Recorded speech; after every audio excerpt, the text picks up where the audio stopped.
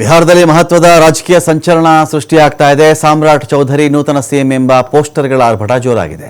ನಿತೀಶ್ ಕುಮಾರ್ ದೆಹಲಿಗೆ ಹೋಗ್ತಾ ಇದ್ದಂತೆಯೇ ರಾರಾಜಿಸ್ತಾ ಇರೋದು ಈ ಒಂದು ಪೋಸ್ಟರ್. ಬಿಜೆಪಿ ಕಚೇರಿಯ ಹೊರಭಾಗದಲ್ಲೇ ಈ ಪೋಸ್ಟರ್ಗಳು ರಾರಾಜಿಸ್ತಾ ಇವೆ. ಇಲ್ಲಿ ಈ ಪೋಸ್ಟರ್ಗಳ ಮೇಲೆ ವಾಲ್ಮೀಕಿ ಸಮಾಜ ಎಂಬ ಲೇಬಲ್ ಅನ್ನು ಕೂಡ ಅಂಟಿಸಲಾಗಿದೆ. ಇಲ್ಲಿ ಅಂದರೆ ಯಾವತ್ತಿಗೆ ನಿತೀಶ್ ಕುಮಾರ್ ಅವರನ್ನ ದೆಹಲಿ ರಾಜಕಾರಣಕ್ಕೆ ಕರ್ಕೊಂಡ್ರೋ ಅಥವಾ ಬಿಹಾರದ ರಾಜಕಾರಣ ತಪ್ಪಿಸಿದ್ರೋ ಬೇರೆ ವಿಚಾರ.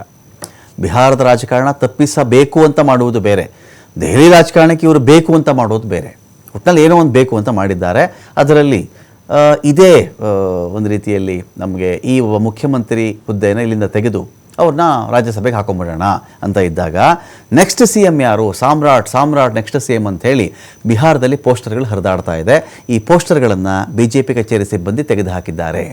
ಸೊ ನಿತೀಶ್ ಕುಮಾರ್ ರಾಜೀನಾಮೆ ಕೊಟ್ಟಾಯಿತು. ಮುಂದಿನ ವಾರ ನಿತೀಶ್ ಕುಮಾರ್ ರಾಜೀನಾಮೆ ಸಾಧ್ಯತೆ ಇದೆ. ಇಲ್ಲಿ ಕೂತಿರ್ತಕ್ಕಂಥ ವಿಚಾರ. ರಾಜ್ಯಸಭೆಗೆ ಅವ್ರು ಹೋದ್ರಲ್ಲ, ಮುಂದಿನ ವಾರದಲ್ಲಿ ಕೊಡ್ತಾರೆ ಅಂಥೇಳಿ, ಏಪ್ರಿಲ್ 14ಕ್ಕೆ ರಾಜೀನಾಮೆ ಕೊಡಬಹುದು ಅಂಥೇಳಿ DCM ಸಾಮ್ರಾಟ್ ಚೌಧರಿ ಮುಖ್ಯಮಂತ್ರಿ ಸ್ಥಾನದ ಪ್ರಬಲ ಆಕಾಂಕ್ಷಿ. ಇಲ್ಲಿ ಏಪ್ರಿಲ್ 14ನೇ ತಾರೀಕು NDA ಶಾಸಕಾಂಗ ಪಕ್ಷದ ಸಭೆ ನಡೆಯುವಂಥ ಚಾನ್ಸಸ್ ಇದೆ.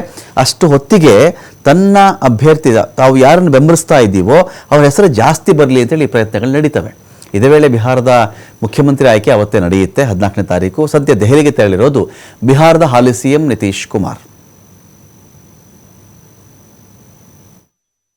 नेतृत्व में हम लोग काम कर रहे हैं और करते रहेंगे। तो आखिर पोस्टर लगाकर ये समर्थक ये कौन प्रश्न लगाए हम नहीं जानते हैं, कौन लगाए, हमारी पार्टी की तरफ से नहीं लगा। और ये हमारी ये जो दोनों तरफ है ये पार्टी का अधिकृत इस तरह लगता है, हमारे पार्टी की तरफ से अधिकृत नहीं लगा था इस तरफ, इसलिए खोल दिए। अब रास्ते पर कोई लगा रहे उसको तो नहीं खोलते जाएंगे ना।